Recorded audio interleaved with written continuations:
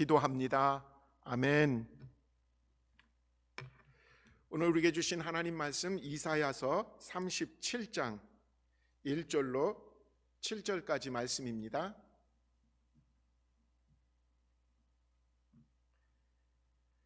히스기야 왕이 듣고 자기의 옷을 찢고 굵은 베옷을 입고 여호와의 전으로 갔고 왕궁 맡은 자 엘리야김과 서기관 셈나와 제사장 중 어른들도 굵은 베옷을 입으니 왕이 그들을 아모스의 아들 선지자 이사야에게로 보내매 그들이 이사야에게 이르되 히스기야의 말씀에 오늘은 환난과 책벌과 능욕의 날이라 아이를 낳으려 하나 해살할 힘이 없음 같도다.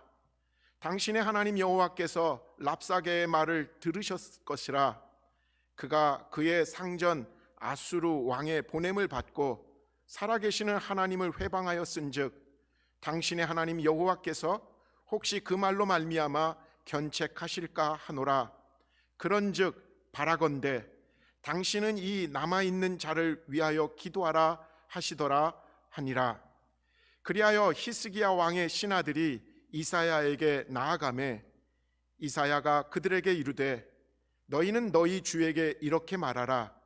여호와께서 이같이 말씀하시되 너희가 들은 바 아수르 왕의 종들이 나를 능욕한 말로 말미암아 두려워하지 말라.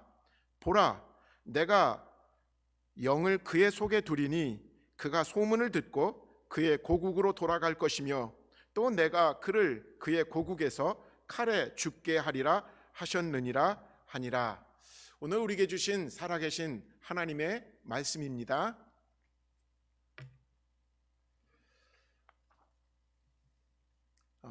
미국에서 아니 전 세계적으로 리더십 분야에서 최고로 인정받는 강연자가 있습니다.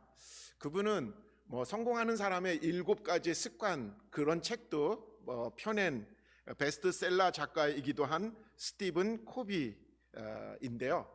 그의 저서 중에 소중한 것을 먼저 하라, 그러니까 first things first, 이 책에 정말 요즘 우리들이 지내면서 꼭 그 마음에 담아둬야 될 그 구절이 있어서 여러분들한테 한번 소개해 보고 싶어요. 그 책에는 시계와 나침판이라는 제목으로 되어 있는 그 구절이 있는데, 이 결혼한 딸, 그러니까 스티븐 코비의 결혼한 딸과 그리고 출산을 해서 지금 아이를 막 돌보느라고 정신이 없는 그 딸이 그 아버지인 스티븐 코비와 이렇게 대화하는 내용이 나와요. 그러니까 그 아버지한테 이 딸이 이렇게 말합니다. 아빠, 이 아이 하나를 키우느라고 하나님이 내게 주신 은사를 전혀 활용할 기회가 없어졌어요. 이것이 일종의 시간 낭비 아니에요? 라고 정말 자기 캐리어 우먼이었는데 지금 애 낳고 지금 애 키우는 일에 너무 빠져서 지금 자기의 일을 못하고 있는 것에 대한 안타까움 때문에 아빠한테 이렇게 하소연하고 있을 때, 이때 이 아빠 되는 스티븐 코비가 정말 중요한, 그러니까 아마 그 계기로 이 책을 썼다라고 나중에 말하더라고요. 이렇게 코비는 대답합니다. 얘야, 시간 관리는 지금 신경 쓰지 마. 달력을 아주 없애버려라. 그리고 지금 내가 내 인생에서 가장 중요한 아이를 돌보는 것을 감사하고 즐겨라. 명심해라. 인생에서 가장 중요한 것은 시간, 시계가 아니라 방향, 나침판이야. 여러분, 이 말씀을 참 자꾸 새겨듣고 새겨들면 제가 요즘 더 공감하는 게 이것입니다. 정말 아이를 다 키우고 이제 내보내고 아이들도 이제 자기들의 삶을 살아가면서 가끔 문득 아이들한테 그런 이야기를 해요. 아빠랑 보낸 시간이 없어.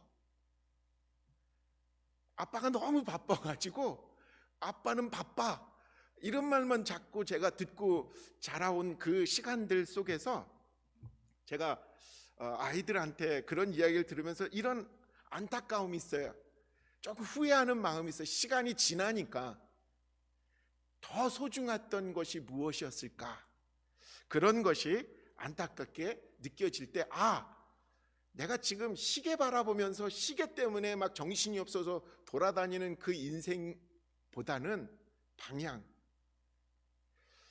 요즘 우리 교우들 가운데서도 정말 이 코로나 팬데믹 때문에 정말 어쩔 수 없이 아이들이 집에 머물고 학교도 못 가고 온라인으로 수업을 해야만 되기 때문에 여러분, 그 일이 얼마나 이 손이 많이 가는 일인지 아이들 온라인으로 수업하는 걸 다 같이 따라서 엄마가 챙겨줘야만 되는 상황이기도 하더라고요. 아이들은 또 밖에 못 나가요. 그러니 아이들 때문에 집에 붙어 있어서 아이들을 다 계속 챙겨줘야 되는 그것 때문에 심지어는 목사님 정말 우울해졌다고, 정말 이게 지금 뭐하는 시간을 보내는지 너무 답답하다라고 말씀해 주시는 엄마들도 많이 있어서 그때마다 제가 이 책을 좀 인용합니다. 벽에 있는 시계를 잠시 보는 것을 중단하시고 마음에 있는 나침판에 좀 주목하십시오.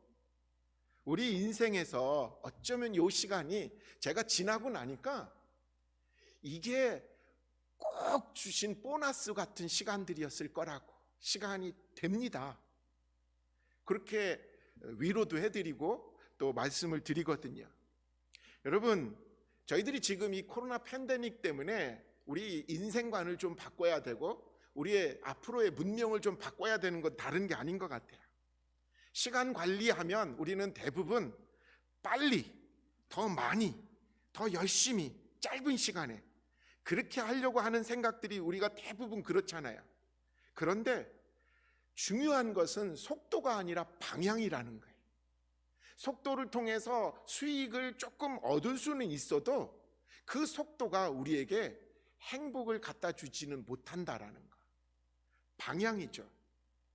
조금 늦고 조금 수입이 적어도 옳은 방향이라면 여러분 끝까지 걸어가서 그 마지막에 그래, 후회하지 않고 잘 걸어왔구나. 그런데 너무 빨리 달려온 사람은요, 마지막에 도달해서는 여기가 아니었네, 참 후회를 많이 하게 되는 거죠. 우리는 지금 속도보다는 우리가 그동안 옳은 방향으로 살아왔는가를 점검하는 그런, 어쩌면 하나님이 이 코로나 팬데믹을 통해서 우리에게 주신 그 기회, 그 시간들을 보내고 있습니다. 오늘 이사야서 37장을 한번 묵상해 봤습니다. 이 묵상을 통해서 저는 한 나라가 정말 그 위기와 환난을 견디고 이겨내기 위해서는 구약에 하나님이 세우신 중요한 직분 3가지가 있거든요. 왕, 제사장, 예언자. 이 3가지 직분이 왜 중요하냐면 이 3 직분을 세울 때마다 기름 부음이 있어야 되거든요. 그러니까 이 기름 부으심은 하나님의 영, 하나님의 영의 감동을 받아서 일해야 되는 사람들이 그 나라의 왕이고 그 나라의 제사장이고 그 나라의 예언자라고 되는 거죠. 이 3 직분은 여호와 하나님께서 사람과 하나님 사이에 특별히 세워주신 중재자 같은 사람들이에요.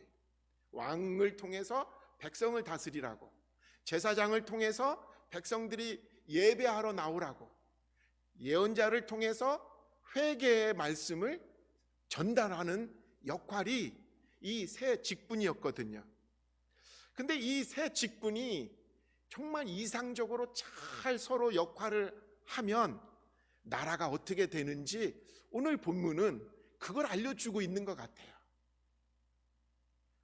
이 3 직분의 왕, 제사장, 예언자들이 어떻게 무엇을 먼저 했기에 어떻게 보면 절체절명의 위기에 처했던 유다가 국가적 위기를 이겨내고 그 환난을 견뎌냈을까? 저와 여러분들도 마찬가지일 것 같아요. 우리의 인생에, 우리들의 그 가정에, 교회나 이 사회에 위기가 닥쳤을 때 주님께서 우리들에게 말씀하셨잖아요. 왕 같은 제사장이라고. 너희가 말씀을 전해야 된다라고, 예언자와 같은 역할을 하나님께서 우리가 해야 된다라고 주셨는데, 그 역할들을 어떻게 해야 되는가? 오늘 말씀을 통해서 주목해 보게 됩니다. 히스기야 왕이 중심에 있죠. 그리고 히스기야 왕을 보좌하는 그 서기관과 제사장이 있고, 그 다음에 이 히스기야에게 하나님의 말씀을 전달하는 이사야가 있는 것을 보게 됩니다. 이들이 서로 역할들을 잘했기 때문에 서로 해야 될 일과 감당해야 될 직분과 그리고 역할을 하다 보니까 나라가 하나님께 영광 돌리는 나라가 됐다라는 거죠. 히스기야 왕은 그 전임, 그 아버지가 아하스 왕입니다. 아하스 하면 여러분들이 역대하 그리고 열왕기 하를 읽어보면, 역대상 열왕기 하를 읽어보면 이 아하스 왕에 대해서 기록되어 있는 게 있습니다. 세상적으로 보면 아하스 왕은 참 정치적인 수완이 빠른 사람이었어요. 그래서 어떤 일을 했냐면 백성들에게 자기들이 원하는 곳곳마다 알아서 산당을 짓고, 그리고 그 야트막한 산에 가서는 너네들이 원하는 제사를 드릴 수 있다라고, 그리고는 그 지역의 토속신도 막 섞여 있는 그 우상들을 향해서 그냥 헛헛하고, 그리고 할 일 없으면 그런 데나 가서 예배해도 된다라는 식으로 조장을 한 임금이에요. 이 아하스 왕은 좀 빨랐어요. 좀 정치적인 술수가. 그 아수르 제국을 향해서 가만 판단해 보니까 싸워서는 안 되겠다 싶어가지고 먼저 화친을 맺습니다.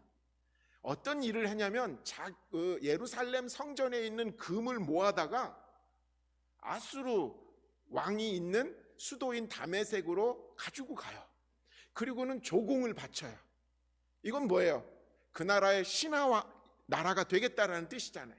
근데 아하스 왕이 하나님 보시기에 가장 악질적인 짓을 어떤 것으로 했냐면, 이 아하스가 다메섹에 가서 아수르 왕이 섬기는 제단을 본 거예요. 너무 신기하고 마음에 들었던 거예요. 그리고 무슨 짓을 했냐면 예루살렘으로 돌아와 가지고 우리 성전 바꾸자. 내가 봤더니 정말 그게 아주 마음에 들고 의리의리하고 그거 아주 효용이 있는 것 같아 하고는요, 심지어 성전의 위치, 그 놓여 있는 기구들을 막 섞어버리고 바꿔버리고 지 마음대로 그 아수르 신전의 합 모양으로 성전을 바꿔놓은 임금이에요. 여러분, 왕이 이 정도로 타락했으면요, 백성들은 오죽했냐라는 생각을 할 정도의 왕이었던 거죠. 이런 왕이 죽고 그의 아들 히스기야가 왕위를 됐는데 정말 은혜인 거죠. 히스기야는 그 아버지 아하스가 저질렀던 악행을 회개하면서 그가 저질렀었던 모든 것을 다 회복시켜 놓으려고, 뒤돌려 놓으려고 산에 있는 산당들, 그리고 있는 우상들을 다 제거하고 찍어내고 회복시켜 놨다라는 거예요. 그리고 성전을 원래의 모습대로 다시 돌려놨다라는 거죠. 여러분, 이런 모습을 하나님이 보시고 이렇게 칭찬하십니다. 열왕기하 18장 16절에 보면요, 히스기야가 이스라엘 하나님 여호와를 의지하였는데 그의 전후 유다 여러 왕 중에 그러한 자가 없었으니, 아하스가 망가뜨려 놓은 이스라엘 사람들의 신앙을 히스기야가 완전히 회복시키기 위해서 최선을 다했다라는 거예요. 그리고 히스기야가 한 일은 정치적으로도 굉장히 사실은 세계사적 그 맥락을 보면 위험한 일을 하나님만 의지하기 때문에 행해요. 이유는 첫 번째, 아수르와의 동맥을 끊습니다. 그리고는요, 그것만 끊는 게 아니라 아수르와의 동맹이 끊어짐으로 말미암아 주변국과의 동맹을 해야 되는 것이 다음 차례일 텐데 그것도 끊어요.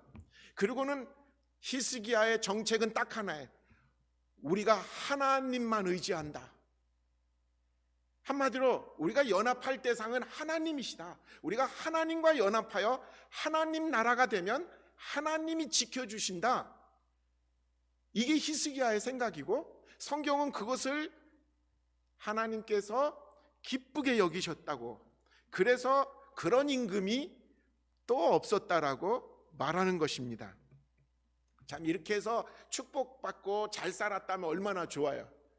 근데 인생이라는 것, 우리가 살아내야 되는 이 세상은 꼭 그 대가를 현실로 받는 건 아니라고 생각이 되죠. 오늘 본문이 바로 그 장면입니다. 히스기야가 다스리는 그 남유다가 더 잘 돼야 되는데 하나님만을 의지한다라고 딱 결심하고 이제 결정을 하고 실행해 나니까 남유다가 사면초가에 몰리게 됐다라는 거예요. 아수르의 속국이 되기를 거부하고 주변 나라와 연합하는 것도 거부하자 이제 남유다는 고립된 것처럼 보이고, 심지어는 그 세상의 가장 큰 제국이었던 아수르가 그 나라 임금이었던 산헤립이 히스기야를 내비둘 리가 없죠. 이런 하면서 배신한 히스기야라고 말하면서 히스기야와 예루살렘에 있는 성읍을 끊임없이 위협하고 공격해 들어옵니다. 선전포고를 해요, 먼저. 그리고요, 조금씩 말려 죽이는 작전을 쓰고 있어요. 이게 참, 이 큰 군대가 작은 나라와 하는 싸움에서 늘 벌리는 전술이죠. 사네립은 아수르의 군대 장관이었던 랍세게를 예루살렘에 보내면서 백성들을 회유시켜요. 그러니까 이 양면 작전을 써요. 히스기야를 협박하고 공격하면서 백성들은 회유하는 작전. 그러니까 이간질시키는 거죠. 오늘 본문의 앞장인 이사야서 36장에 보면요, 18절에 혹시 히스기야가 너희에게 이르기를 여호와께서 우리를 건지시리라 할지라도 속지 말라. 열국의 신들 중에 자기의 땅을 아수르 왕의 손에서 건진 자가 있느냐? 이게 협박이에요. 야, 너네들 아하스가 임금이었을 때는 우리랑 좋은 관계를 맺으면서 협박도 안 당하고 공격도 안 받았고 잘 지냈잖아. 근데 엉뚱하게 그 히스기야 같은 인간이 나타나가지고 왕이 돼가지고 그냥 보이지도 않는 하나님만 찾으니까 너네들 이 꼴이 된 거야. 이 말은 무슨 말입니까? 당장 히스기야 왕을 몰아내고 아하스 왕 같은 사람을 왕으로 다시 뽑아, 이 얘기예요. 그러니까 이게 내분을 조성하는 거죠. 여러분, 그 말이 설득력이 있는 말이에요. 그 당대에 아수르의 공격을 막아낸 나라는 아무도 없었습니다. 그런 상황에서 지금 아수르의 최대 권력자인 사네립이 그 조그만 땅덩어리에 있는 남유다 그 나라를 향해서 내가 너희들을 가만두나 봐라, 그 얘기거든요. 여러분, 지금 상황은 여론도 이제 나빠지기 시작하는 거예요. 처음에는 막 으쌰으쌰하고 그래 우리 하나님이 지켜주시지, 하나님만 믿으면 돼 하고 막 마음을 모아놓고 하자라고 했는데 지금 나타나는 결과로는 이게 예전보다 더 위험해졌어, 상황이 더 나빠졌네, 이게 현실로 백성들한테 느껴지는 상황이거든요. 어쩌면 믿음을 지키려다 히스기야는 사면초가에 빠져버렸습니다. 상황이 나빠졌어요. 이유는 딱 하나잖아요. 믿음을 지키려고. 여러분, 이럴 때 많은 믿음의 사람들이 혼란을 겪게 됩니다. 그래서 그동안 견뎌왔던 것, 그 다음에 결심했던 것들이 때로는 혼란스러우니까 내가 괜히 라는 생각에 빠져들게 되는 거죠. 원망하는 마음이 자꾸 생기죠. 아니, 내가 하나님 잘 믿으려고 한 건데, 내가 열심으로 섬기려고 한 건데, 그동안 신앙을 지켜온 것에 대해서 조금 회의를 느끼고 포기하는 마음이 생기는 거예요. 악화된 상황을 극복하기 위해서 그래, 저렇게 해보자. 그래, 아하스처럼 나도 그럼 그냥 두말하지 말고, 아이고, 제가 착각했습니다, 내가 몰라봤습니다, 사내비한테 그냥 항복하자, 이런 방법을 쓸 수도 있었을 거예요. 아니면 이판사판이지 뭐 하면서 결사항전, 죽을 각오하지 뭐, 이렇게 하고 백성들을 더 몰아붙일 수도 있었을 거예요. 근데 히스기야는 원망도, 그리고 항복도, 그리고 자기 스스로 막 열을 내서 결사항전도 택하지 않았어요. 제3의 길을 히스기야는 택합니다. 그 제3의 길이 뭐예요? 하나님께 나아가 회개하기 시작한다는 거예요. 희한하죠? 하나님께 나아가 회개 기도를 시작합니다. 그런 다음에는요, 하나님의 예언자인 히스기야에게 사람을 보내서 하나님의 음성 듣기를 원한다 합니다. 사람들은 저희가 비슷하잖아요. 다 어려움을 겪으면 그동안 봤던 것도 잘 못 봐요. 그동안 좀 기울여 썼던 그 귀도 자꾸 어두워지더라고요. 당장 이게 어려움이 눈앞에 딱 닥치면 깜깜해지잖아요. 근데 히스기야를 한번 주목해 보니까요, 히스기야는 그 어려움이 더 압박이 다가올 때 보이지 않는 하나님을 더 보겠다고 더 엎드리는 거예요. 여러분, 어두울 때 물체를 보기 위해서는 이게 납작 엎드리면 보여요. 좀 이거예요. 지금 히스기야가 어려움이 더 왔어요. 어둠이 더 닥쳤어요. 그때 뭘 했어요? 엎드렸어요. 엎드리면서 하나님 보기를 더 원했다라는 거예요. 들리지 않는 하나님 음성 더 듣기를 원했다라는 거죠. 지금 우리들의 사방이 막혀 있다라고 하고 절망하고 낙심이 우리를 더욱더 조이고 있을 때 히스기야가 찾았던 제3의 길, 하늘길, 열려있는 딱 한 길, 하늘길을 택하는 그런 것이 오늘 어쩌면 우리들에게 우리가 우선 택해야 되는 것이 뭔가를 알려주는 내용이죠. 오늘 본문 1절을 다시 한번 주목해 보십시오. 히스기야 왕이 듣고 자기의 옷을 찢고 굵은 배 옷을 입고 여호와의 전으로 갔고, 지금 히스기야는 국민을 대표해서 왕으로 하나님 앞에서 회개의 시작을 하는 기도를 하는 거예요. 왕은 백성을 대표하는 사람이잖아요. 그러니까 이 왕이 무슨 일을 했냐면, 하나님 앞에서 혹시 그래도 하나님을 잘 믿는다고 해왔지만 혹시 숨겨진 죄, 깨닫지 못한 죄는 없는가 살펴보는 시간이 이 회개의 기도의 시간이었다라는 거죠. 엎드리고 또 엎드렸습니다. 내가 깨닫지 못한 상황에서 저지른 죄는 없는지 구한 기도였다라는 거죠. 여러분, 회개의 기도가 어쩌면 오늘 우리들이 가장 먼저, 물론 우리 잘못 때문에라고만 하진 않지만 대부분은 항상 그 환난 속에서 우리가 먼저 깨달아야 되는 것은 뭐냐면, 우리가 깨닫지 못하고 저지르고 있는 죄악들, 그것들을 살펴보며 회개하는 일이 우선해야 되는 일이거든요. 그러고 나니까 하나님 음성을 듣기를 원한다게 되는 거예요. 회개한 사람들에게 들려주시는 게 하나님의 음성이지, 우리 안에 아직도 죄로 가득 찼는데 하나님의 음성이 들려진다라는 것은 어불성설이거든요. 오늘 본문을 보면서 회개한 히스기야가 이사야에게 사람을 보내서 하나님 음성 듣기를 원합니다라고 했을 때 이사야는 주저없이 하나님의 말씀을 전해줍니다. 오늘 본문 6절 7절이죠. 이사야가 그들에게 이르되 너희는 너희 주에게 이렇게 말하라. 여호와께서 이같이 말씀하시되 너희가 들은 바 아수르 왕의 종들이 나를 능욕한 말로 말미암아 두려워하지 말라.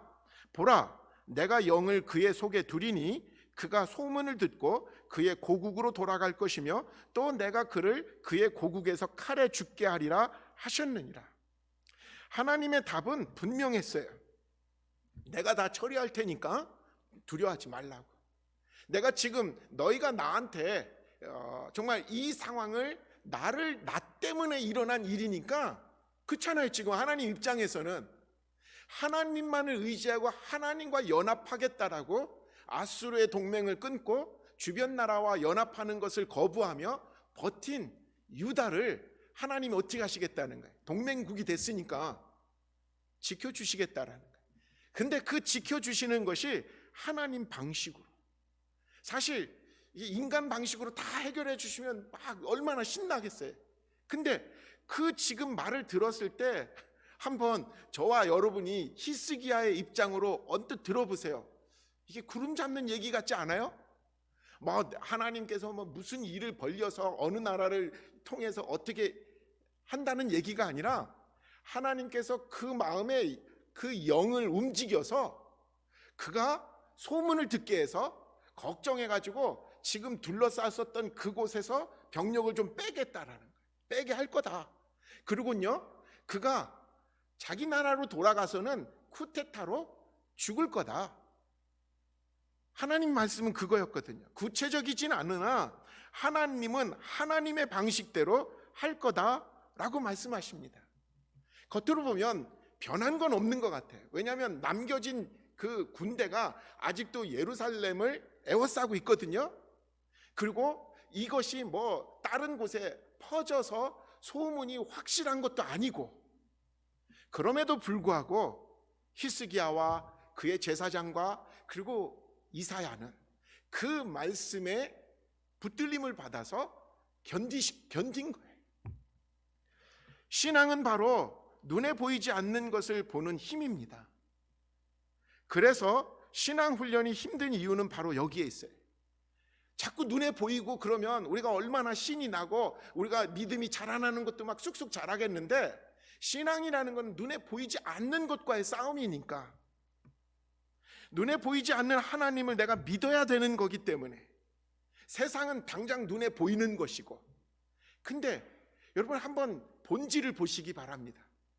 영원한 것이 세상인지 하나님이신지, 정말 보이는 것이 보이지 않는 것으로 인해서 생긴 것인데, 우리는 보이는 것에, 보이지 않는 것에, 보이는 것 때문에 보이지 않는 것들을 놓치고 살아가게 되고 있다라는 거죠.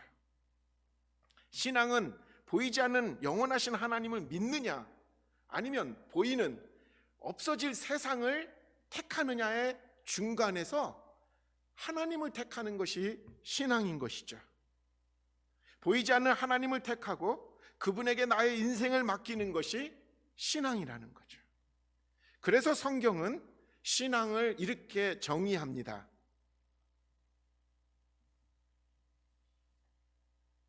히브리서 11장 1절, 믿음은 바라는 것들의 확신이요 보이지 않는 것들의 증거입니다. 믿음이 뭐냐? 우리가 하나님을 바라는데 그 믿음에 보이지 않는 그 하나님을 향한 증거가 믿음이라는 거죠. 세상이 보이는 것이 다가 아닌 것을 시간이 가면 갈수록 깨닫게 되죠. 가나안 땅을 정탐했던 여호수아와 갈렙이 다른 정탐꾼들처럼 보이는 것만 가지고 보고를 했다면 아마 이스라엘은 결코 가나안 땅에 못 들어갔을 것입니다. 보이지 않는 하나님, 그 하나님을 보는 믿음 때문에 거기에 순종하고 거기에 인생을 맡겼을 때 신앙의 신비는 바로 거기에서 나오게 된다라는 거죠. 여러분, 저와 여러분들이 정말 어려운 일, 환란, 고난 속에서 정말 이 시간들 속에서 우리가 먼저 점검해야 되고 택해야 되는 것은 딴 게 아니에요. 그것을 찾아내기 위해서 동분서주하기 전에 먼저 히스기야처럼, 먼저 이 제사장들처럼 엎드려 회개하고 기도하는 것. 그럴 때 보이지 않던 하나님이 보이기 시작한다라는 거죠. 들리지 않던 그 하나님의 음성이 들리기 시작한다라는 거예요. 거기에 히스기야가 우리에게 알려줬던 또 믿음의 행위가 무엇인지를 좀 점검해 보려고 합니다. 그건 다른 게 아니라 신앙은 일회적 사건이 아니라 일상적 사건이 돼야 된다라는 거. 히스기야 왕은 아수르의 침공 소식에, 우리가 이제 오늘 37장이 그 얘기잖아요. 먼저 그 소식을 듣고 성전에 들어가서 뭘 했어요? 회개하는 기도를 했고, 그리고 하나님의 음성을 듣기를 원했습니다. 그랬을 때 하나님은 정말 은혜를 주셨고, 그리고 든든한 말씀을 허락하셨어요. 근데 여러분, 이것이 일회적 사건으로 안 끝났다라는 거예요. 이사야의 대답을 듣고 용기를 내잖아요. 자, 힘내자. 히스기야가 그랬을 거예요. 그거 봐, 내가 하나님만을 섬기면 하나님이 지켜주신다고 했잖아. 그런데 여러분, 그 말을 듣고 작정상 후퇴하고 있었던, 이게 뭐냐면 남쪽에 있는 에디오피아 구스라는 나라에서 이 아수르의 뒤를 치러 올라오고 있다라는 소문이 나서 사네립이 일단 작전상 그 군대 일부를 빼내고 있는 상황에서 사네립이 그 말을 들은 거예요.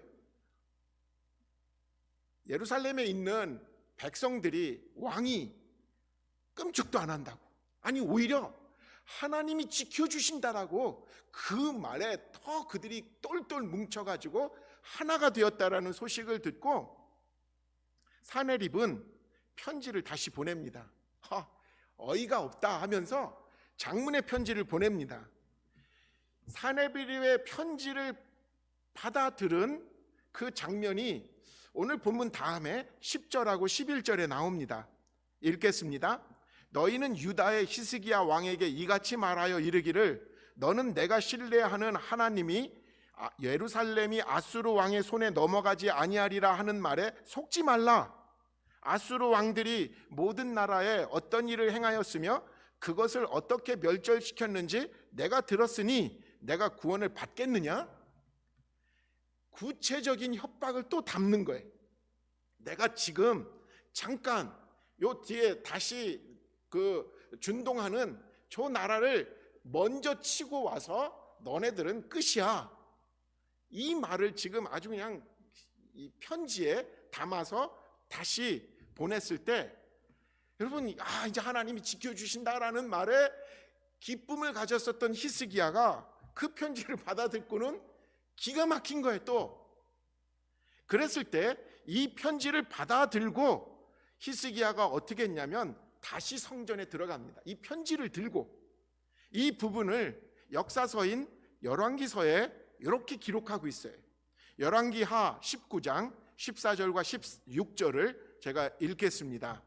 히스기야가 사자의 손에서 편지를 받아보고 여호와의 성전에 올라가서 히스기야가 그 편지를 여호와 앞에 펴놓고, 여호와여 귀를 기울여 들으소서, 여호와여 눈을 떠서 보시옵소서, 사네립이 살아계신 하나님을 비방하러 보낸 말을 들으시옵소서. 침공해온다는 소식을 듣고 한번 성전에 가서 철저하게 회개하고 새로워졌고 은혜를 막 충만히 받았어요. 그러면 다 해결될 줄 알았는데 그게 아닙니다.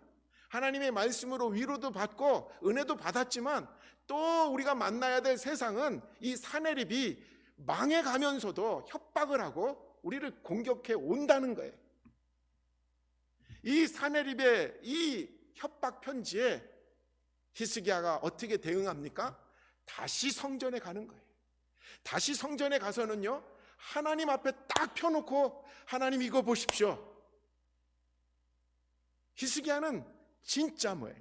하나님과 동행하는 삶을 일상적으로 살았다는 뜻이죠. 신앙은 한 번 은혜 받았다고, 한 번 나도 옛날에 성경 다 읽어봤다고, 나도 은혜 생활 좀 해봤지, 이런 걸로 끝나는 게 아니에요. 왜냐하면 계속해서 원수 마귀는 끊임없이 우리를 삼키려고 또 공격해오고 또 협박을 할 거니까요. 그래서 신앙은 유례성이 아니라 우리의 일상이 돼야 되고 우리의 삶이 돼야 됩니다. 히스기야처럼 일마다 때마다 성전에 나와 기도하는 거예요. 히스기야처럼 하나님 하나님 하면서 처음에는 회개하며 기도하죠. 두 번째는 뭐예요? 하나님의 언약의 말씀 붙잡고 기도하는 거예요. 여러분, 기도의 능력은 이 축이에요. 두 개가.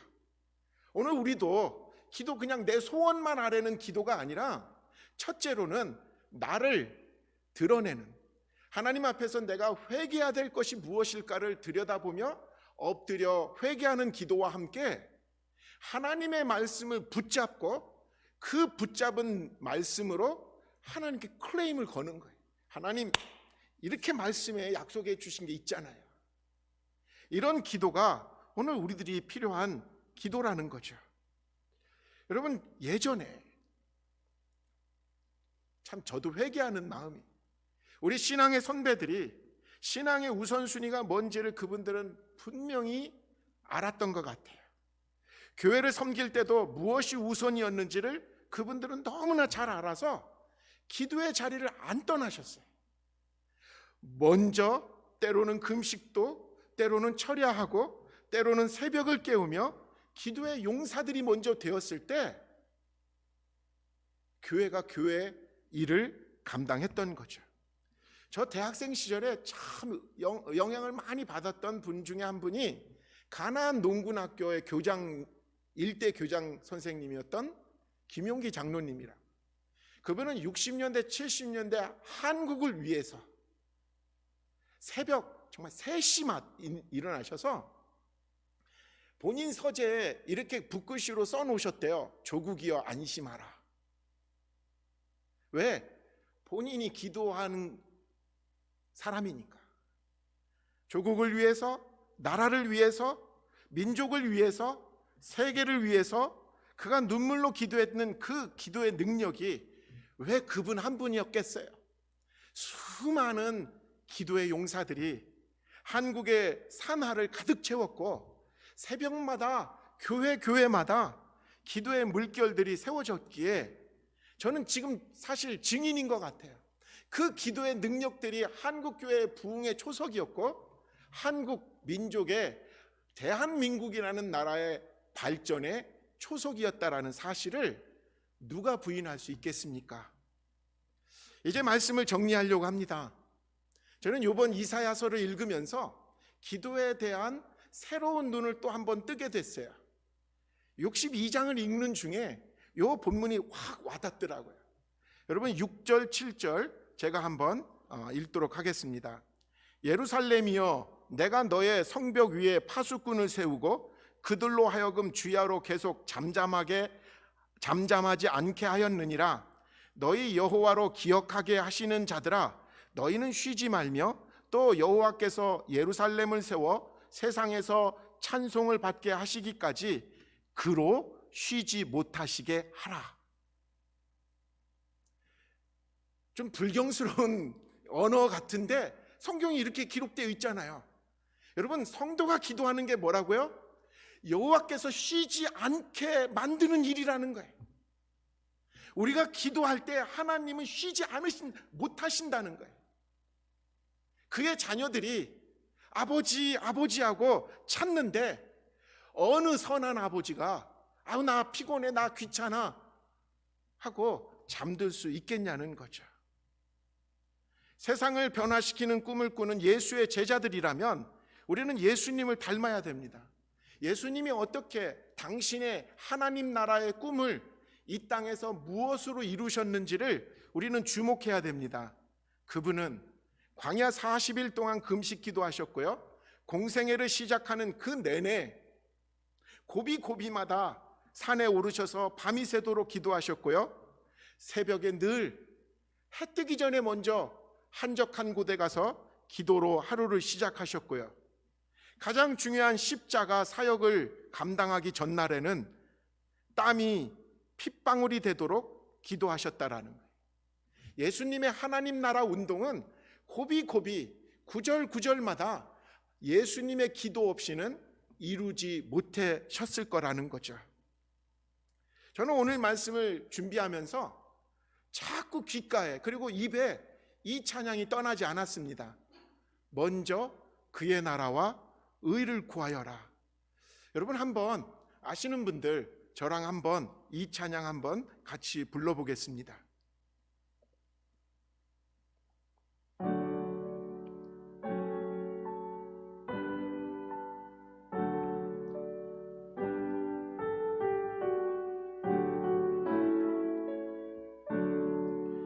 먼저 그 나라와 의를 구하라.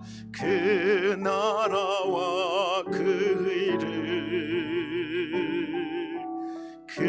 그리하면 이 모든 것을 너에게 더하시리라.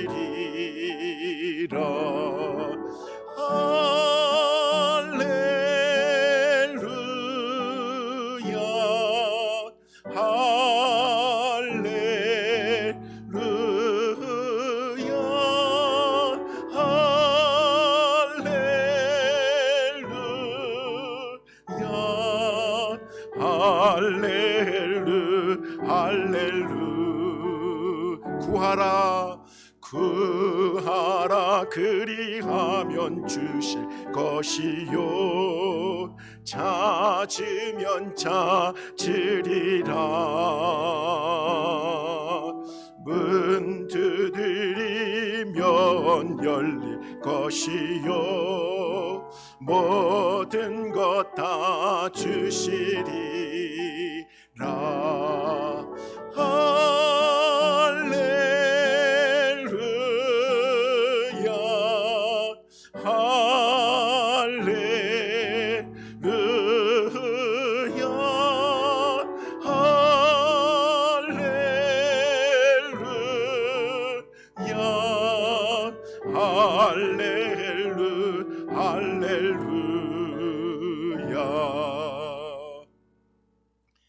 우리는 지금 사순절 40일 신앙 여정의 길을 걷고 있습니다.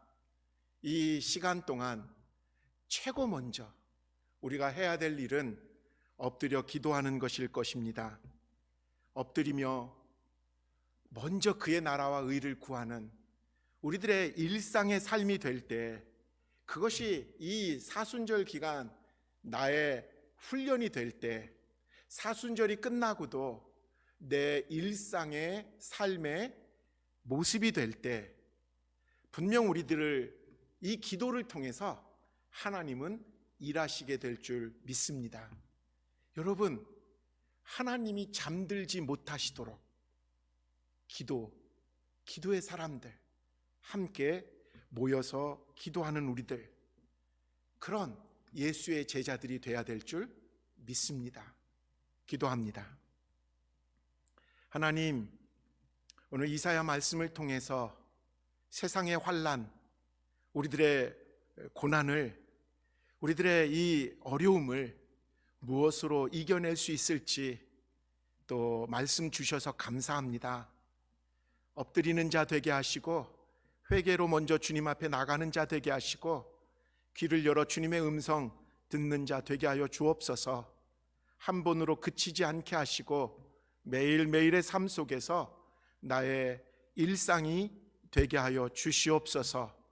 감사합니다. 우리 주님 예수의 이름으로 간절히 기도합니다. 아멘. 교회 소식